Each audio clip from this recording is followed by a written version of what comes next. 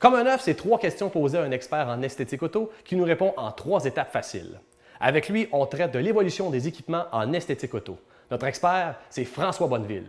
3 questions fois 3 étapes, ça fait 9. Bienvenue à Comme un œuf.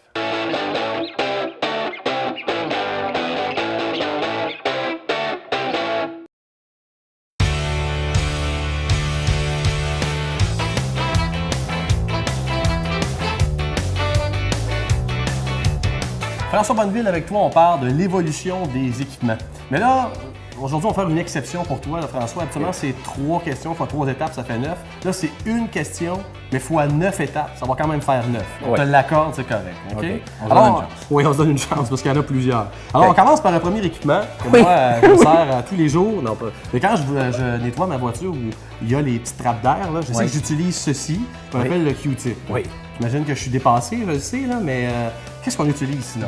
Oui, parce que premièrement, mec, tu travailles avec ça, tu vois que la petite ouate, elle dure pas longtemps. Non, c'est fait que ça va t'en prendre beaucoup puis ça revient cher. Assez vite, OK. Surtout s'il n'est pas en spécial, là, c'est On sert ça et on utilise quoi? OK. On y va avec un Tornador. Oh! Oui, qui est un équipement compressé à l'air, qu'on met du lave-vite à l'intérieur, l'air est compressé et on active la petite bulle ici qui tourne en rond et les petits poils qui font ça dans les cracks, comme on pourrait dire, et ça nettoie en profondeur. D'accord. Ça, c'est le Tornador. Le Tornador. Oui, monsieur. Intéressant comme produit.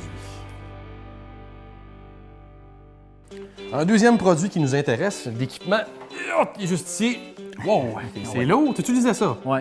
Wow, OK. C'est quoi exactement D'ailleurs, ça? ça, c'est ma première machine quand j'ai eu 17 ans. Ça, c'est ma première cireuse. Une cireuse? Oui. OK. C'était avec ça qu'on devait faire nos protections de peinture. Quand on regarde ici, Pierre-Luc, regarde le mouvement oscillatoire. Ah ben oui, OK. Ça reproduit exactement le même mouvement de la main. On sait qu'autrefois, on cirait à la main. Et là, ces appareils-là sont venus très à la mode à un moment donné à cause de son poids. On parle de 15 livres. Je fais des biceps présentement. C'est ce que je Oui. fais. Puis si t'en fais 30, tu vas voir que ça va apparaître dans ta face. On utilise quoi sinon si on utilise pas OK, ça? aujourd'hui, on y va plus avec des appareils beaucoup plus légers. On sait qu'on est dans un monde de production. OK. On parle de 2-3 livres de poids. Voilà. Sais-tu ce que c'est? Non. C'est en réalité une sableuse que les carrossiers utilisent, mais avec un pad velcro dessus. Qu'on peut coller. Convertir en cireuse. Oui. Et là-dessus, on applique notre cire, notre scellant, et on peut travailler à 2 mains. Ah oui. C'est-à-dire, on applique la cire avec ça, ou le scellant, peu importe, et on applique la cire de l'autre main, et on travaille. Beaucoup plus rapide, beaucoup plus efficace à cause de son mouvement oscillatoire qui est à peu près 5-6 fois plus rapide que l'orbital autrefois. Donc, beaucoup plus efficace. Intéressant. Ouais.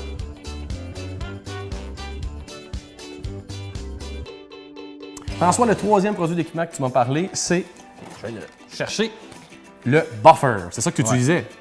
D'ailleurs, ça aussi, c'est mon premier buffer que j'ai utilisé. Je sais pas si tu as marqué le poids de ça. C'est lourd. Oui, c'est très lourd. Les pads étaient gros. Encore prend de une la fois, place. là, oui, ça prend de la place. OK. C'est quand même pas évident. OK. Mais ça fait quand même la job aujourd'hui. Mais ça comme ça, évidemment. Là. Mais il faut que tu comprennes que les peintures ont changé, donc on doit aussi s'adapter au niveau des équipements. OK.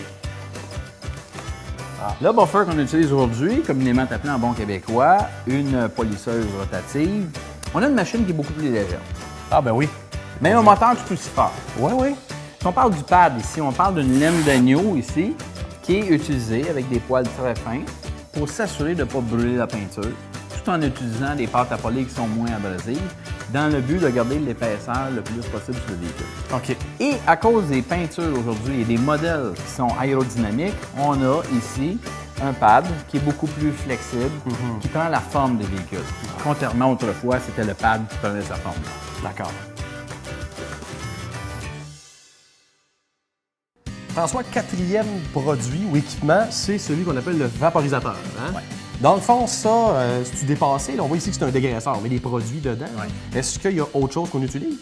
C'est encore utilisé, mais ça dépend sur quel genre de surface. OK. Parce qu'il y a des surfaces comme des moteurs, des pneus, des intérieurs, il y a des choses beaucoup plus rapides encore une fois.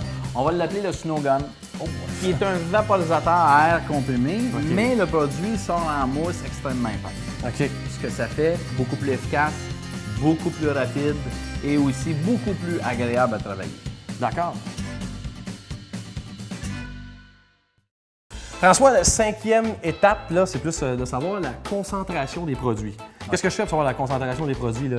Je le sens, je me le fous dans l'œil, je le bois. Oui, si t'es pas malade, c'est pas assez fort. C'est ça, je le dilue Non. après ça. Qu'est-ce que je fais? Mais tu ris, hein? Mais on a toujours fait ça. Moi, je me souviens quand j'étais plus jeune, là, on se disait Ouais, On achète c'est dessus, fort, ouais. il sent fort, il doit être bon. C'est Bon. souvent comme ça. OK, c'est À ce temps, il y a mieux. des appareils qu'on appelle un réfractomètre.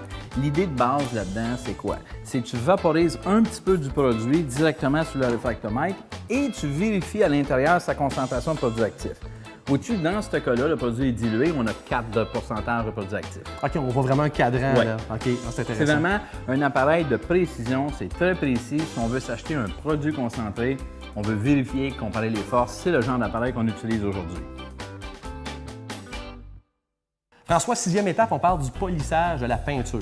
Et là, quand on polit, il ne faut pas que la peinture devienne trop chaude. Comment on fait pour vérifier? Est-ce qu'on touche avec notre doigt?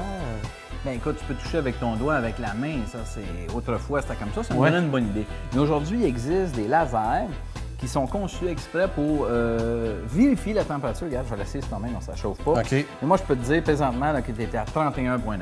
Bon, c'est une bonne température. Oui, jusqu'à date, oui.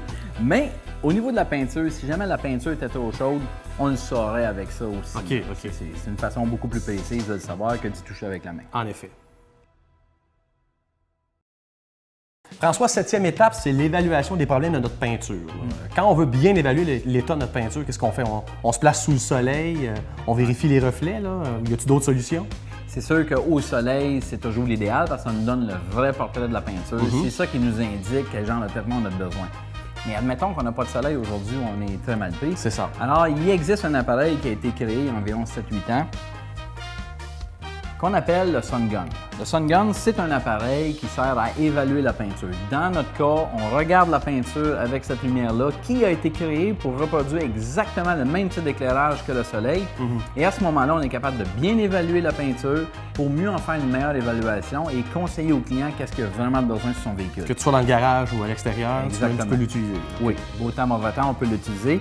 Et pour nous, c'est un équipement nécessaire à la fin de notre travail pour évaluer si ce qu'on a fait est vraiment impeccable ou non.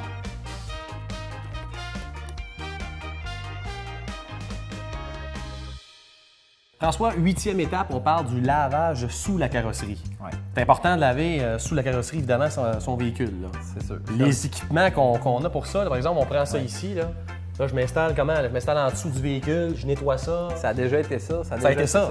Mais aujourd'hui, il existe un appareil qui sert à laver les dessous des véhicules, qu'on appelle la machine pour laver les dessous des autos. Ce que ça fait, c'est que ça enlève la boue, la terre, le sel, le calcium, et ça prévient la rouille aussi, notamment du plancher, sur l'échappement, et aussi les lignes à gaz et les lignes à break. Donc, les jets de pression d'eau sortent au bout, là, puis ça nettoie là, On en parle fond en comble. d'un 1200 livres de pression. OK, oui, donc ça nettoie très bien. C'est très efficace, c'est une excellente prévention contre la rouille aussi également. François Bonneville, 9e et dernier équipement, la bonne vieille balayeuse. Moi, chez moi, j'utilise là, une bonne vieille balayeuse portative. Est-ce que ça va ou faire quelque chose de mieux un peu? Là? C'est sûr que ça fait le travail. Moi, quand j'ai commencé, il y a 25 ans, j'étais tout jeune, c'est les moyens que j'avais, c'était de me procurer la balayeuse. C'était une Shop-Vac à l'époque. OK. Ça fait le travail, ça fait exactement le travail. Le problème avec ça, c'est la puissance et l'entretien. Tu sais que quand la balayeuse est pleine, il faut la vider, ça sent pas bon, il y a du sec, il y a de l'humide dedans, c'est pas évident. Aujourd'hui, on est rendu avec des aspirateurs centrales, très sophistiqués, qui se rincent toutes seules, qui se vident toutes seules, sont 100% automatiques et qui repartent toutes seules aussi également. On aspire du sec, on aspire de l'humide avec ça. Et l'aspirateur est dans un endroit caché, qu'on appelle le tool room, en bon québécois, dans les shops aujourd'hui. Et ce qui arrive, c'est que ça fait moins de bruit quand on travaille aussi dans les ateliers spécialisés, donc plus facile à travailler avec, moins d'entretien. François Bonneville, merci beaucoup de nous avoir présenté l'évolution des équipements en esthétique auto. Franchement, c'était très intéressant. Merci beaucoup. Ça fait plaisir, merci. Alors voilà, une question répondue en 9 étapes faciles par notre spécialiste formateur. On se revoit dans une prochaine capsule de Comme un œuf.